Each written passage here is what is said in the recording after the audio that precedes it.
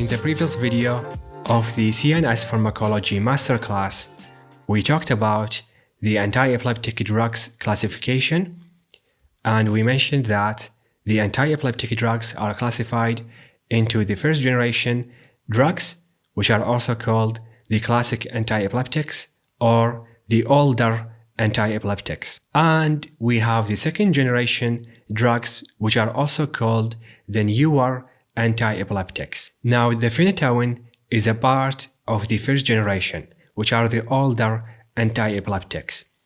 And other examples of the first generation include the carbamazepine, the valproic acid, the ethosuximide, the phenobarbital, and the benzodiazepines. Examples of the second generation drugs, we have the vigabatrin, the lamotrigine, the topiramate, the levetiracetam, the gabapentin and pregabalin, and the tiagabine.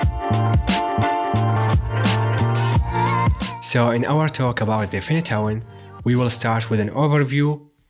So the phenytoin is also known as the diphenyl hydantoin, and a famous trade name for it is the dilantine. And it is a first generation antiepileptic drug, as we mentioned, and it is used for management of seizures and epilepsy, and it is the most famous and the oldest non-sedating antiepileptic drug. And it was first synthesized by the German chemist Heinrich Belz in 1908. And it was first used as an antiepileptic in the 1938. Moving on to talk about the pharmacokinetics of the phenytoin. So the phenytoin is available as oral formula and intravenous formula.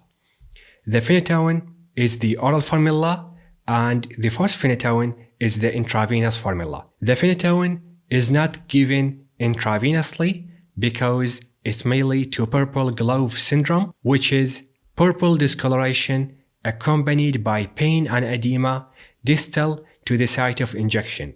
So if the phenytoin is given intravenously at a certain part of the body, this part will have a purple discoloration and pain and edema, which is called the purple glove syndrome. That is why we have to use the phosphonatoin as the intravenous formula for the phenytoin.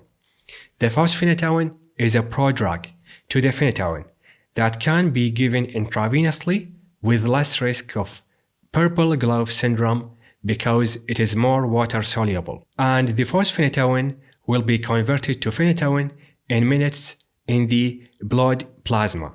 And regarding absorption, so if the phenytoin is given orally, then the absorption of the oral formula is complete.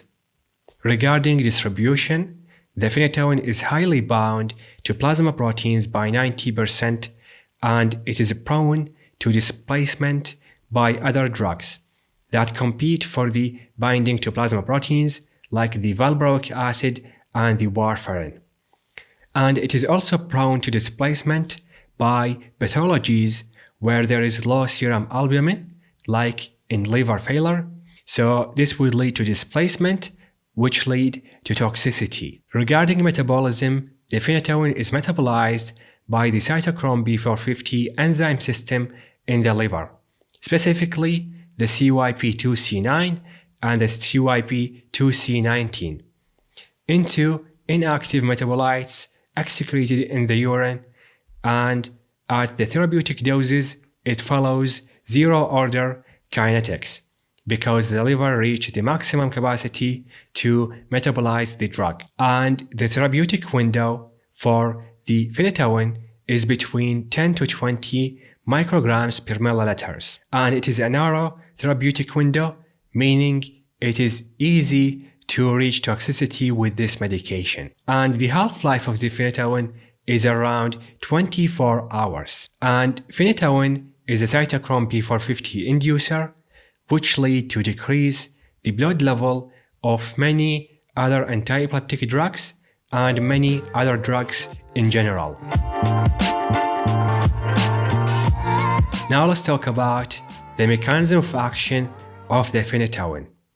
So it blocks the voltage-gated sodium channels in the brain and the heart. So it blocks the sodium channels in the brain to treat seizures, because remember, to treat a seizure, we either have to block the sodium channels, or we have to block the excitatory transmitters, or we have to induce the GABA. And the phenytoin uses the sodium channels, it blocks them to relieve seizures. Now it also blocks the sodium channel in the heart, leading to antiarrhythmic effect of this drug, and it is classified as an antiarrhythmic drug class 1. Now let's talk about the therapeutic uses of the phenytoin. So we mentioned that it is used in treatment of seizures. So specifically, it is used in the prevention of the focal onset seizures, generalized onset tonic-clonic seizures, and in treatment of status epilepticus. Now, phenytoin might worsen other types of seizures other than those we mentioned, like absence seizures, juvenile myoclonic seizures, and Dravet's epilepsy. And phenytoin previously used as antiarrhythmic drug, and it was classified as class 1 antiarrhythmic drug as we mentioned, but right now it is used diminished because of the availability of better alternatives. Now let's talk about the adverse effects of the phenytoin. So the phenytoin affects the central nervous system, leading to different adverse effects like nystagmus. Nystagmus is rapid, uncontrollable eye movements, like you can see in this example here. Phenytoin may also lead to diplopia. Diplopia is double vision, meaning the person with diplopia will see two of the same object, like this example here. Phenytoin may also lead to ataxia. Ataxia is a disorder of coordination, meaning the person with ataxia will have some sort of problem with the coordination, like coordinating lower limbs movement, leading to trouble in walking, or difficulty coordinating upper limb movements, or difficulty coordinating speech or eye movements. Phenytoin may also lead to microsomal enzyme induction, as we mentioned before, and it also affects the blood, leading to megaloblastic anemia, and that is due to the increased folic acid metabolism caused by the CYP enzymes induction. Phenytoin may also lead to gingival hyperplasia. Gingival hyperplasia is a swelling of the gums, and it may also lead to hirsutism.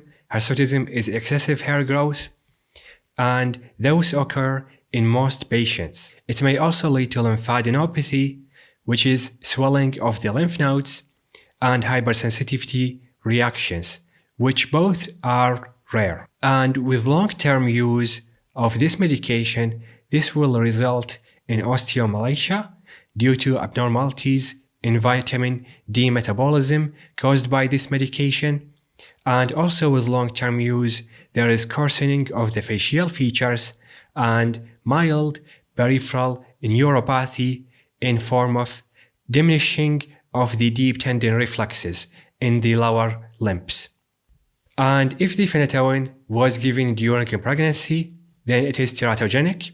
It leads to craniofacial anomalies called the fetal Phenytoin syndrome, and it also may lead to neural tube defects, which are the spina bifida. So the spina bifida is incomplete closing of the spinal cord and the membranes around it, leading to a part of the spinal cord is protruding outside, as you can see in this example.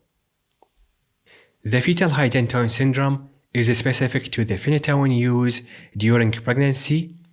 The baby would have different findings like intrauterine growth restriction, microcephaly, intellectual difficulty, hypoplastic nails and distal phalanges, and heart defects like atrial septal defect or ventricular septal defects or the patent ductus arteriosus and more, and a cleft lip.